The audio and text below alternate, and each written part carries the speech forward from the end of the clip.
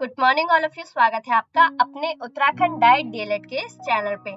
आज हम इस वीडियो में 25 मई 2022 को जो डीएलएड का एंट्रेंस एग्जाम हुआ है उसके पेपर को सॉल्व करेंगे। ये पेपर उन सभी के लिए तो इम्पोर्टेंट है ही जिन्होंने 2022 में इसका एग्जाम दिया है, साथ ही उनके लिए भी इम्पोर्टेंट है जो आने वाले समय में इसका एग्जाम देंगे, क्योंकि हम जो भी एग्जाम देते हैं या फिर उसकी प्रिपरेशन करते हैं उसके लिए प्रीवियस ईयर के जो पेपर होते हैं वो काफी इम्पोर्टेंट हो जाते हैं।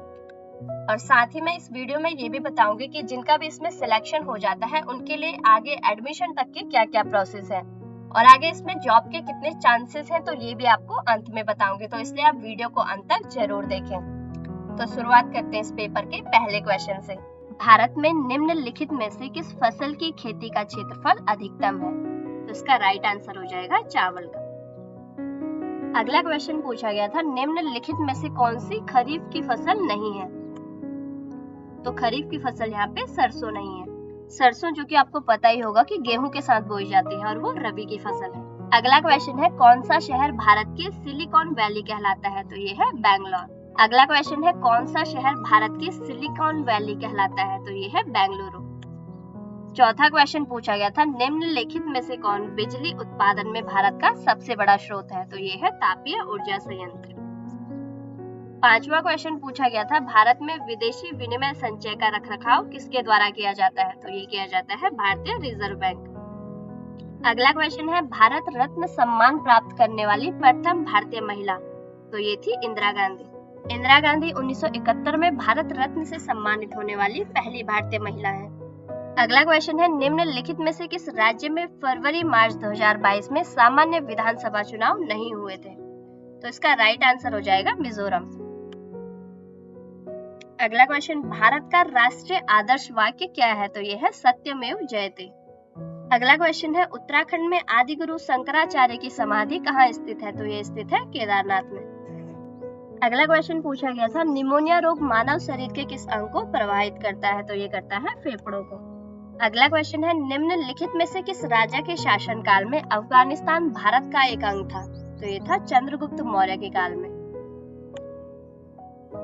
अगला क्वेश्चन है, मुगल चित्रकला का स्वर्ण युग निम्नलिखित में से किस सम्राट के काल को कहा जाता है? तो ये कहा जाता है जहांगीर के शासनकाल को। जहांगीर के शासनकाल को चित्रकला का स्वर्ण युग कहा जाता है, और अगर स्थापत्य कला के स्वर्ण युग की बात करें तो वो जहांगीर के काल को कहा जाता है। अगला क्वेश्चन है, सिखों के अंतिम गुरु कौन थे? तो वो थे गुरु गोविंद सिंह। अगला क्वेश्चन है, भारत में आने वाले प्रथम यूरोपीय कौन थे? तो ये थे पुर्तगाली। पुर्तगाली भारत में आए भी सबसे पहले थे और गए भी सबसे लास्ट में। अगला क्वेश्चन पूछा गया था, राजा राम मोहन राय ने किस साप्ताहिक का प्रकाशन शुरू किया? तो ये किया था संवाद कौमुदी। अगला क्वेश्चन पूछा गया था, किस राज्य में सबसे अधिक स्थायी वनों का क्षेत्रफल है? तो ये है मध्य प्रदेश। अगला क्वेश्चन है, निम्नलिखित में से किसने साम्राज्य की राजधानी को आगरा से दिल्ली स्थानांतरित किया था? तो ये किया था शाहजहां ने। शाहजहां ने 1648 में अपनी राजधानी को आगरा से दिल्ली स्थानांतरित किया था। अगला क्वेश्चन पूछा गया था, उत्तराखंड में सम्राट अशोक के शिलालेखों की एक प्रति कहाँ मिली थी? तो ये मिली थी कालसी में। अगला क्वेश्चन पूछा गया था, गढ़वाल रेजिमेंट के सैनिकों ने प्रदर्शनकारियों पर गोली चलाने से इनकार कर दिया था। तो ये किया था सविनय अवज्ञा आंदोलन में, जो कि 1930 को हुआ था। अगला क्वेश्चन है, निम्नलिखित में से औसत वैश्विक तापमान में वृद्धि का कौन सा संकेत होगा? तो उसका राइट आंसर हो जाएगा सागरीय जल के स्तर में वृद्धि। अगला क्वेश्चन है, रिएक्टर स्केल का प्रयोग किसे मापने के लिए किया जाता है? तो ये किया जाता है भूकंप की तीव्रता को। अगला क्वेश्चन है, निम्नलिखित में से किस देश में अधिकतम संख्या में भाषाएं बोली जाती है? तो ये बोली जाती है यूएसए में। अगला क्वेश्चन है, नाबार्ड संबंधित है? तो इसका राइट आंसर हो जाएगा सी, राष्ट्रीय कृषि एवं ग्रामीण विकास बैंक। अगला क्वेश्चन है, निम्नलिखित में से कौन सा सुमेलित नहीं है? तो उसका राइट आंसर हो जाएगा ए, हवा महल। हवा महल जो कि जयपुर में स्थित है। जामा मस्जिद दिल्ली में है, चार मीनार हैदराबाद में है और शेरशाह सूरी का मकबरा सासाराम बिहार में स्थित है, और जो हवा महल है वो जयपुर में स्थित है। अगला क्वेश्चन है, सेक्युलरिज्म शब्द भारतीय संविधान की प्रस्तावना में डाला गया था? तो ये डाला गया था 42वें संविधान संशोधन के द्वारा। सेक्युलरिज्म जिसे कि हिंदी में धर्म निरपेक्ष बोलते हैं। अगला क्वेश्चन पूछा गया था, सेक्युलरिज्म शब्द भारतीय संविधान की प्रस्तावना में कब जोड़ा गया था? तो ये जोड़ा गया था 42वें संविधान संशोधन के द्वारा। सेक्युलरिज्म, जिसे कि हिंदी में धर्मनिरपेक्ष कहा जाता है। अगला क्वेश्चन पूछा गया था, भारत के संविधान का निम्नलिखित में से कौन सा अनुच्छेद समान नागरिक संहिता से संबंधित है? तो इसका राइट आंसर हो जाएगा अनुच्छेद 44। ये क्वेश्चन मैंने आपको डेली करंट अफेयर की वीडियो में भी करा रखा था।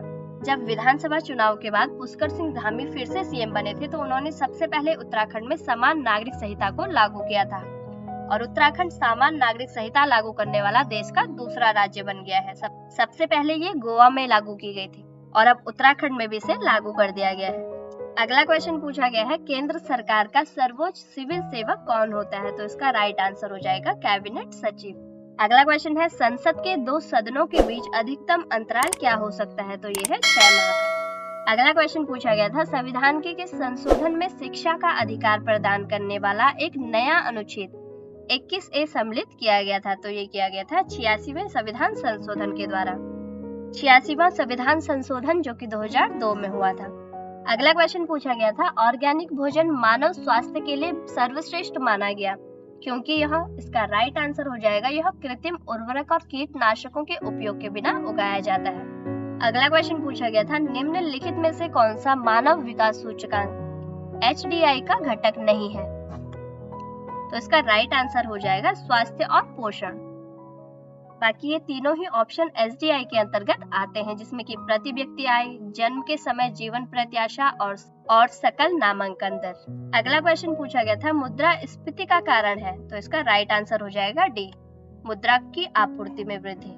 अगला क्वेश्चन है, निम्नलिखित में से किसमें ओजोन की अधिकतम सांद्रता पाई जाती है? तो ये पाई जाती है समताप मंडल में। अगला क्वेश्चन है, सबसे कठोर प्राकृतिक पदार्थ? तो ये है हीरा।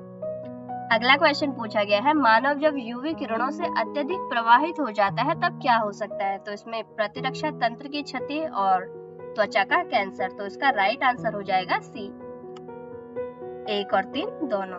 अगला क्वेश्चन है, निम्नलिखित में से कौन सा कथन सत्य नहीं है? तो इसका राइट आंसर हो जाएगा बी, चैटिंग केवल एक ही व्यक्ति के साथ की जाती है, ये यहाँ पे गलत है। अगला क्वेश्चन पूछा गया था, विश्व शिक्षक दिवस कब मनाया जाता है? तो ये मनाया जाता है 5 अक्टूबर को।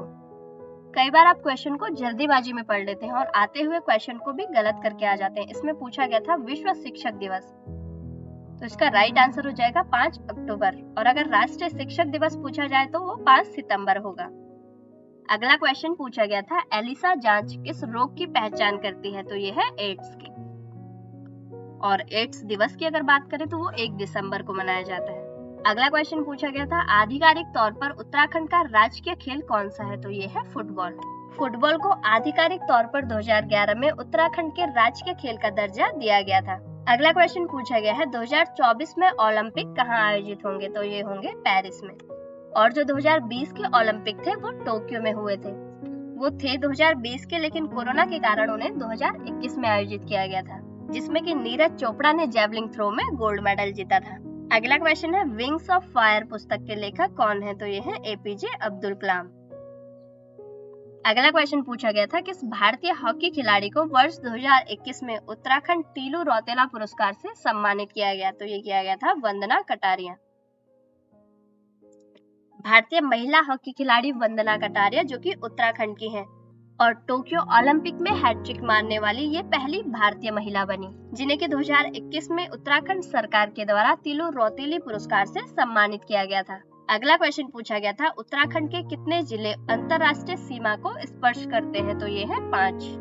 ये 5 कौन कौन से हैं? तो ये भी आपको याद रखने हैं। इसमें उत्तरकाशी, चमोली, पिथौरागढ़, चंपावत और उधम सिंह नगर है। अगला क्वेश्चन पूछा गया था, उत्तराखंड के प्रथम विधानसभा अध्यक्ष कौन थे? तो ये थे प्रकाश पंत। और अगर अभी की बात करें तो वो रितु खंडूड़ी बनी है, जो कि उत्तराखंड की पहली महिला विधानसभा अध्यक्ष है।